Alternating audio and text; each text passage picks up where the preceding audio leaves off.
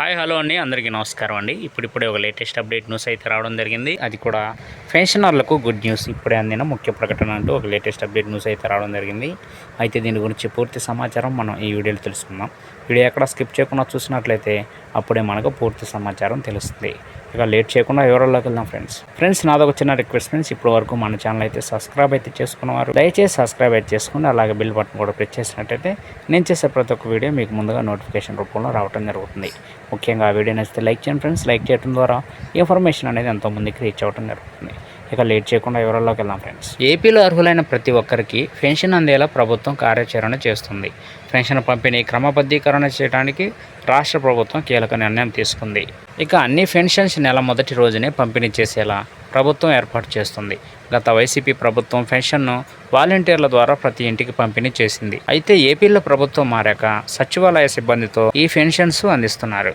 అయితే ఈ ప్రక్రియ ఇలా వారితోనే కొనసాగించాలా, అసలు వాలంటీర్లను ఏం చేయాలి అన్న విషయాన్ని పరిశీలిస్తుంది ప్రభుత్వం. అయితే ప్రభుత్వం ఏం చేసినా మాకు రావాల్సిన పెన్షన్ వస్తుంది కదా అని ప్రజలు భావిస్తున్నారు.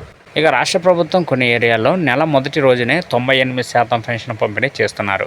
ప్రతి నెల ఫస్ట్ డే రోజు 100% పంపిణీ చేసేలా ప్రభుత్వం వర్క్ చేస్తుంది. అయితే కొంతమంది వృద్ధులు, వితంతువులు, వికలాంగులు ఉపాధి కోసం వేరే ప్రాంతాలకు వెళ్లడం ద్వారా వారి పెన్షన్ ఆగిపోతుంది. అందుకే వారి కోసం కూడా సకాలంలో పెన్షన్ పంపిణీ చేసేందుకు రాష్ట్ర ప్రభుత్వం చొరవ చూపిస్తుంది. ఇక ఈ ప్రక్రియ ద్వారా సవాళ్లను పరిష్కరించి అర్హులైన అందరికీ పెన్షన్ అందించేలా ప్రభుత్వం లక్ష్యంగా పెట్టుకుంది. ఇక ఈ పెన్షన్ విధానం అనేది ఏపీ ప్రజలకు సౌకర్యవంతంగా ఉంటుందని చెప్పవచ్చు. ప్రస్తుతానికి సచివాలయ సిబ్బందితోనే పెన్షన్ ఇప్పిస్తున్న ఏపీ ప్రభుత్వం వాలంటీర్ల విషయంపై ఫైనల్ డెసిషన్ తీసుకోగానే పెన్షన్ ఇచ్చే పద్ధతిని కూడా మార్చేస్తారని తెలుస్తుంది. ఇక పెన్షన్స్ కోసం కొత్తగా అప్లై చేసుకునే వారికి కూడా పెద్ద కన్ఫ్యూజన్ లేకుండా త్వరగా వారి అప్లికేషన్ ప్రాసెస్ జరిగేలా ఏర్పాట్లు చేస్తున్నారు. సో కొత్తగా పెన్షన్ తీసుకునే వారికి కూడా ఈ నెల మిస్ అయితే నెక్స్ట్ మంత్లోగా ప్రాసెస్ జరిగేలా చూస్తారు కదా ఫ్రెండ్స్. ఈ అప్డేట్ కనుక మీకు నచ్చినట్లయితే లైక్ చేయండి. మరెన్నో లేటెస్ట్ అప్డేట్ న్యూస్ కోసం మన ఛానల్ అయితే సబ్స్క్రైబ్ అయితే చేసి ఫాలో అవ్వండి friends. Thank you for watching.